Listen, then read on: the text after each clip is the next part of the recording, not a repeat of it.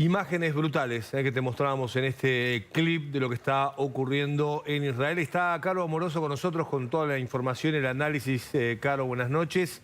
De lo que está pasando por estas horas en este conflicto entre el grupo terrorista Hamas y Israel.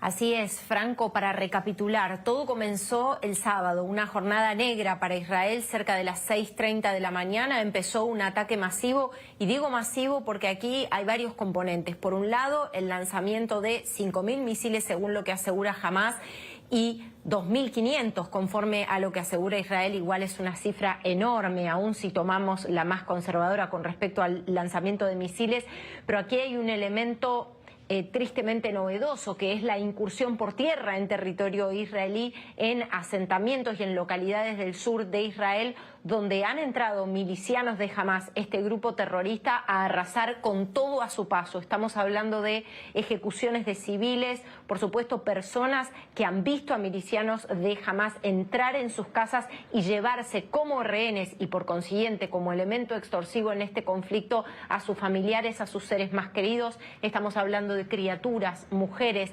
Hemos visto imágenes absolutamente dantescas porque parte de la estrategia, si se quiere, propagandística del grupo Hamas ha sido la mostración y la jactancia en esta brutalidad que han tenido en el ataque, incluso profanando cuerpos, exhibiéndolos casi como un trofeo. Realmente estamos asistiendo a la brutalidad en su estado más puro. Israel, acto seguido, y estas fueron las palabras de su primer ministro Benjamín Netanyahu, declara la guerra, asegura esto no es una operación, estamos en guerra, y ha desplegado, te diría yo, toda su defensa, pero no solamente haciendo foco en Gaza y con bombardeos a Gaza, sino también pensando en la frontera norte y en la eventualidad de un avance significativo de Hezbollah desde el Líbano, porque aquí empiezan a entrar otros actores, Franco, y por supuesto, detrás de todo esto, el telón de fondo de la relación existencial entre estos grupos terroristas y el Estado de Irán. Sí, absolutamente, ese es un punto clave, por eso también el envío, ¿no?, del portaaviones por parte de Estados Unidos y la ayuda militar, más allá de que Israel es una potencia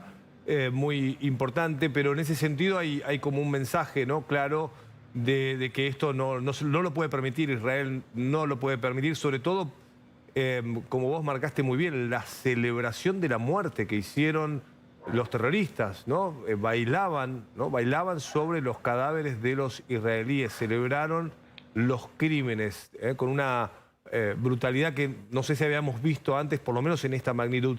Caro, la información es que la réplica de Israel va a ser muy fuerte, tal vez nunca vista antes contra Hamas, ¿no? Sí, en efecto, las autoridades hablan de una respuesta sin precedentes, exactamente tal cual lo decís vos, justamente porque lo que quieren, al menos con esta estrategia y conforme a lo que han manifestado las autoridades, es disuadir a cualquier otro grupo análogo, a cualquier otro grupo terrorista de una embestida contra Israel. Hay que decir al respecto que en la carta fundacional del grupo Hamas está la eliminación del Estado de Israel, ¿no? Digo esto porque hemos escuchado, visto y leído muchísimas, muchísimos planteos que van en la línea de las falsas equivalencias, hablando de un encuentro entre las partes o de un diálogo entre las partes, y me parece que aquí lo que ignoran estas declaraciones es que estamos hablando de un Estado y un grupo terrorista. Sí, Hamas es exactamente eso, un grupo terrorista que, por cierto, no hay que homologar al pueblo palestino en su totalidad con Hamas, ¿no? Hamas es una facción radicalizada y terrorista que ha perpetrado esta brutalidad que, por supuesto, ha despertado repudio a lo largo y a lo ancho del mundo. Con respecto a lo que decís de Estados Unidos, las palabras de Biden, casi te diría en un lenguaje coloquial, hablan por sí solas. We have your back, nosotros les cuidamos las espaldas, ¿no? Y acto seguido vimos la imagen de ese portaaviones y Estados Unidos haciendo del apoyo algo mucho más que un acto meramente simbólico o meramente moral, ¿no?, hacia Israel, que por supuesto es significativo en términos políticos. Aquí el apoyo es muy concreto, y te diría también que hay que pensar, ¿no?, en el robustecimiento de la inteligencia de Israel, porque si bien, sin dudas, como vos decís, Israel es una potencia militar, es un país que, por ejemplo, tiene una gran defensa antiaérea, pero que ha mostrado, ha revelado el sábado algunas vulnerabilidades realmente muy pero muy llamativas porque, te repito, la incursión de muchísimos milicianos de Hamás fue por tierra. Cuando vemos esas imágenes de... Sí. Que algunos analistas básicamente compararon con el 11 de septiembre, sobre todo en el sentido de el ingreso al territorio como nunca antes lo había sufrido Israel, y además el terror que ha provocado, que ese es el objetivo también de Hamás, ¿no? Esta sensación que les deja a los israelíes de vulnerabilidad, es decir, se metieron en nuestras casas, no solamente en nuestro territorio, entraron a nuestras casas, las incendiaron, nos balearon, en la fiesta hicieron una masacre, ¿no? Esa fiesta electrónica. Es decir, el ataque, Caro, provocó, además de los daños y las muertes, esa sensación de ser vulnerables, que obviamente ahora Israel deberá, como hizo en su momento con el 11 de septiembre de Estados Unidos, mostrar que no es así, ¿no? Y sobreactuar.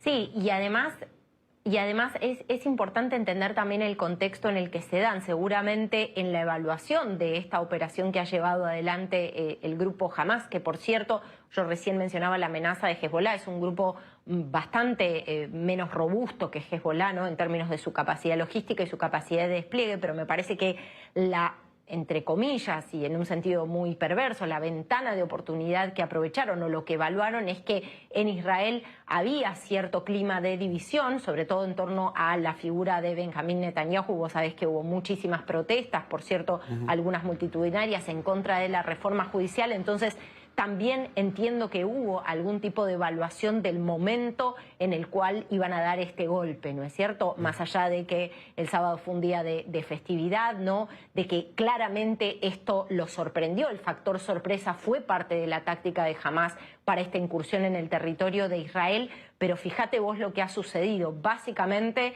un encuentro entre los distintos sectores que conforman la clase política, el espectro político en Israel, y una respuesta contundente y ahí sí unívoca, que es Israel va a responder, Israel tiene que responder, ¿no? Sí, no fue un atentado terrorista, sino fue un ataque, ¿no? Un ataque terrorista en el territorio israelí. Por eso se espera realmente una contraofensiva muy, muy fuerte por parte de Israel.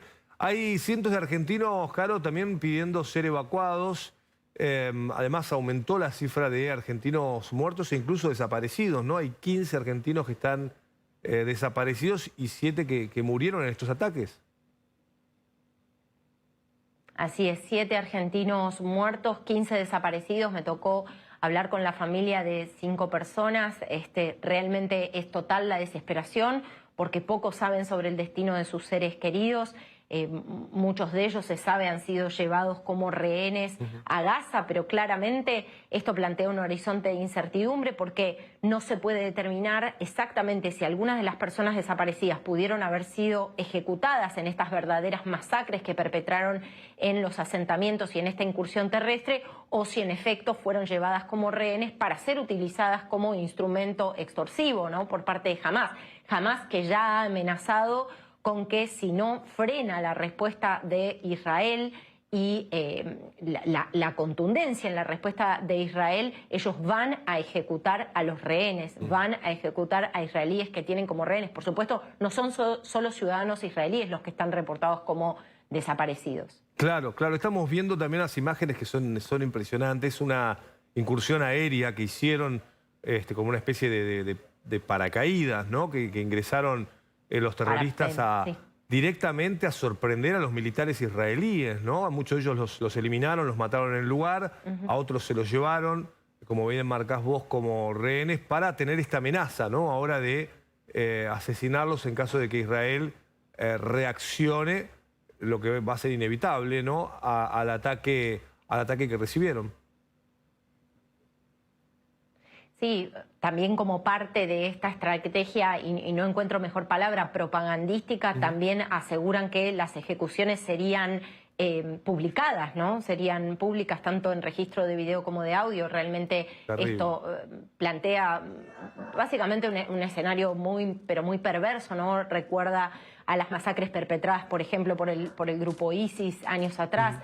Realmente estamos hablando de un nivel de brutalidad y sadismo que marca también las particularidades que tiene este enfrentamiento y esta guerra, ¿no? Es un enfrentamiento asimétrico también en el sentido de las reglas o las no reglas que lo rigen, ¿no? Sobre todo, y me refiero principalmente al accionar de Hamás. Una de las dificultades que tiene Israel en sus operaciones en Gaza es que, queriendo atacar a las bases operativas de Hamás, tiene la dificultad de que muchas de estas bases operativas se encuentran en focos y objetivos civiles, ¿no? Esto realmente plantea un horizonte muy, pero muy preocupante en términos de la catástrofe humanitaria que esto puede significar, ¿no? Caro, se suma Jazmín Bullorini, que tiene también información y preguntas. Jas.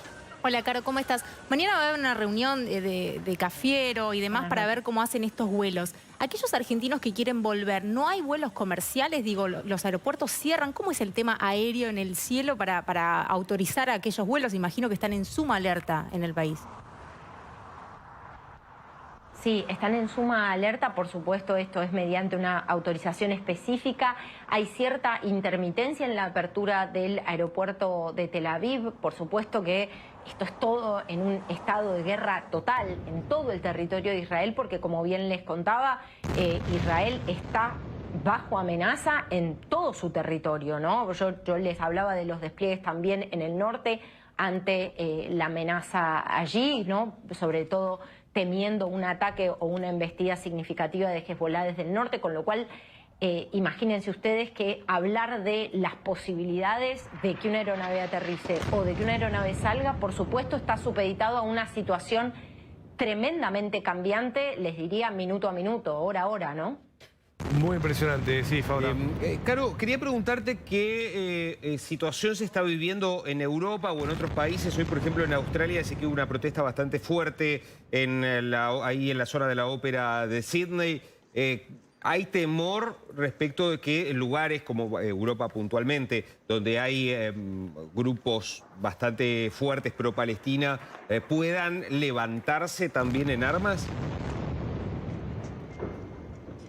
Bueno, hoy escuchaba a algunos analistas, sobre todo en la televisión norteamericana, pero te diría que esta es una preocupación bastante extendida de que el accionar de Hamás sirva como una suerte de, y todo esto por supuesto en términos o siguiendo las lógicas bastante perversas, ¿no? Que sirva como una suerte de inspiración para lo que se conoce como lobos solitarios, ¿no? Que son estas personas que han perpetrado atentados en distintos puntos del mundo, ¿no? Por supuesto que esto es un temor muy grande y por supuesto que esto significa un refuerzo de la seguridad, bueno, te diría en todo Occidente, ¿no? O debiera significar eso, además de que muchísimos líderes de Europa, ni que hablar de la propia presidencia de los Estados Unidos y el propio secretario de Estado de Estados Unidos, Anthony Blinken, han manifestado su apoyo a Israel y el derecho de Israel a defenderse ante este escenario amenazante, ¿no?